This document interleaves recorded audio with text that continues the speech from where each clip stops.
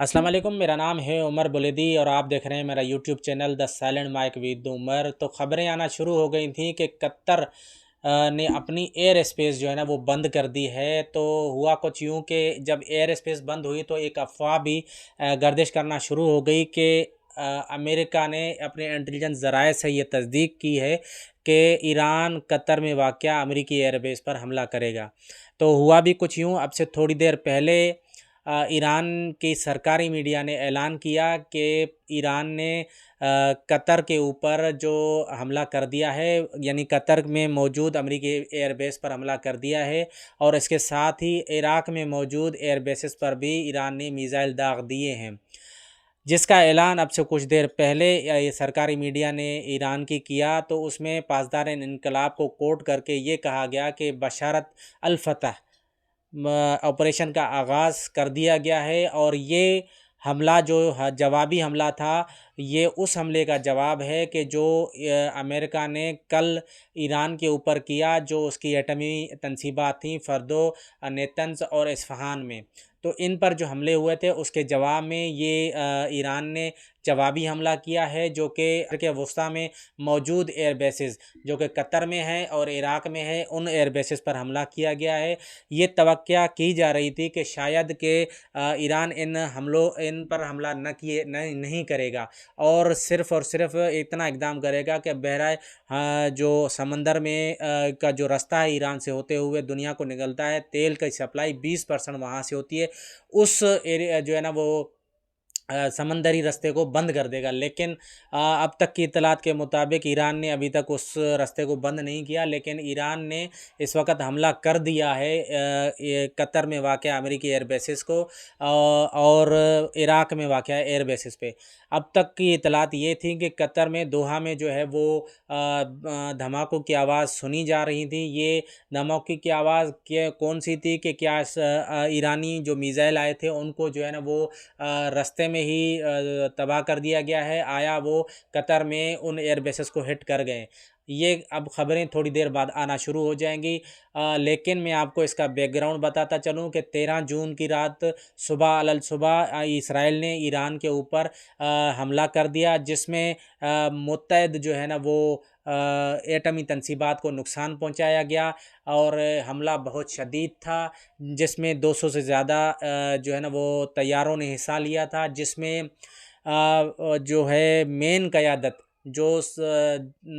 क़यादत थी ईरानी अफ़वाज की, उसको जो है ना वो शहीद कर दिया गया। पासदार इनकलाब के कमांडर को, अल कुद्स फ़ोर्स जो है उसके कमांडर को, उसके अलावा जो चीफ़ ऑफ स्टाफ थे उनको भी जो है ना वो शहीद कर दिया गया था। इसके साथ साथ 6 एटमी साइंसदान उनको भी जो है ना वो शहीद कर दिया गया था। तो इस हमले के बाद ईरान ने जवाबी हमला इसराइल के ऊपर किया, जो कि तवक्का दुनिया नहीं कर रही थी कि इस शिद्दत के साथ और इतना ख़तरनाक हमला जो है ना वो ईरान करेगा। और इसके हमलों के में जो है ना वो तेल अवीव और हैफ़ा पोर्ट जो है, और इसके अलावा यरूशलेम और बैतयाम और इसराइल के जितने भी बड़े शहर थे वो ईरान की मिसाइलों के रेंज में आ गए। ईरान ने शुरू में जो है ना बैलिस्टिक मिसाइल दागे, उसके बाद सुपरसोनिक मिसाइल दागे और अब हाइपरसोनिक मिसाइल जो है ना दाग रहे हैं। कल के हमले में जो कल रात गुजरी हुई रात थी उसमें सिर्फ एक मिसाइल जो है ना वो दागा गया ईरान की तरफ से। उसके बाद सुबह होते ही खैबर मिसाइल और उसके साथ दीगर हाइपरसोनिक मिसाइल जो है ना वो दाग दिए गए, जिनकी शिद्दत इतनी थी कि वहाँ पर मौजूद लोगों ने जो सोशल मीडिया पर वीडियोस अपलोड की थी या जो दीगर ज़राए से ख़बरें जो है ना दुनिया को पहुँची हैं, उसमें ये था कि अगर तेल अवीव में जो है ना वो मिसाइल गिर रहा था तो उसकी शिद्दत का एहसास, यानी ज़मीन की शिद्दत का पे गिरता था, उसकी ज़मीन जो हिलती थी वो मगरबी किनारे पर भी हिलती थी। ईरान के इतनी ज़बरदस्त मिसाइल टेक्नोलॉजी को देखकर इस वक्त पूरी दुनिया हैरान है। इस वक्त जो हमला किया गया है वो भी मिसाइल ही के ज़रिए जो है ना वो कतर और इराक़ में मौजूद एयर बेसेस पर हमला किया गया है। इसमें कितना नुकसान हुआ है अमेरिका का, वो बाद में अभी ख़बरें आएंगी तो पता चलेगा।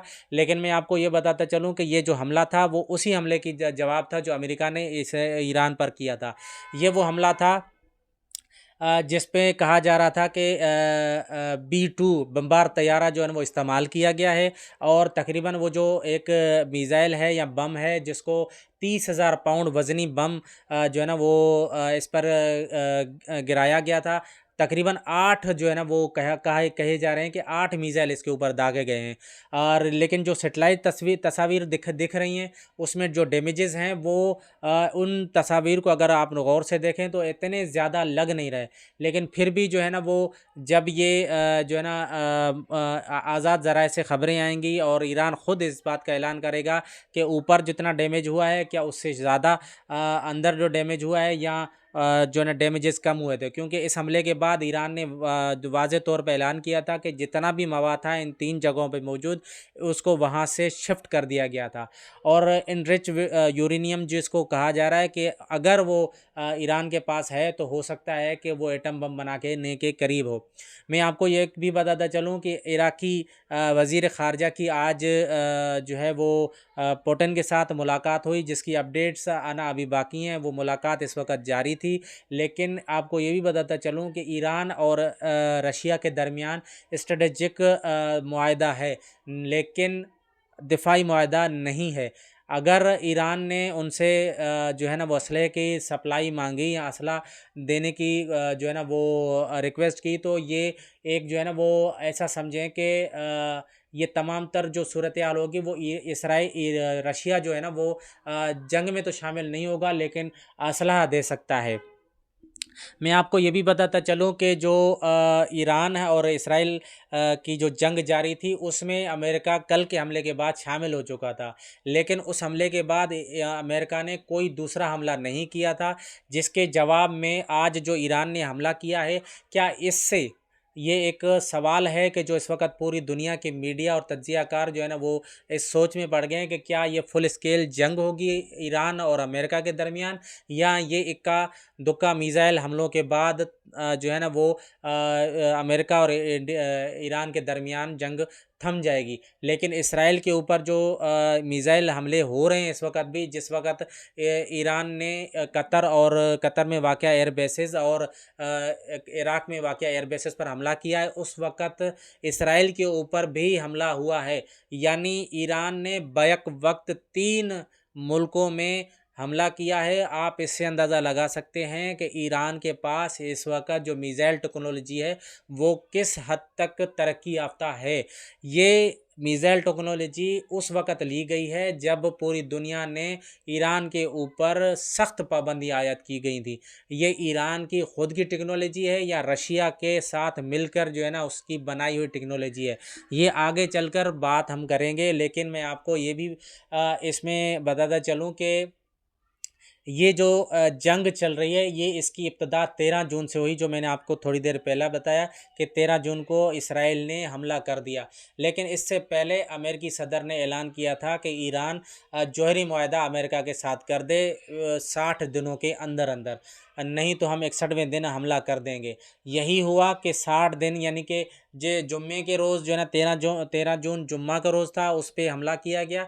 लेकिन इतवार के दिन जो है ना वो मुज़ाकरात तय थे ओमान के अंदर, उसमें जो है लेकिन इसराइल ने हमला कर दिया, जिसकी वजह से वो मुज़ाकरात ख़त्म हो गए। इस वक्त किसी भी लेवल पर किसी भी जगह पर ईरान कि किसी भी यूरोपीय मुल्क या अमेरिका के साथ मुज़ाकरात नहीं हो रहे हैं।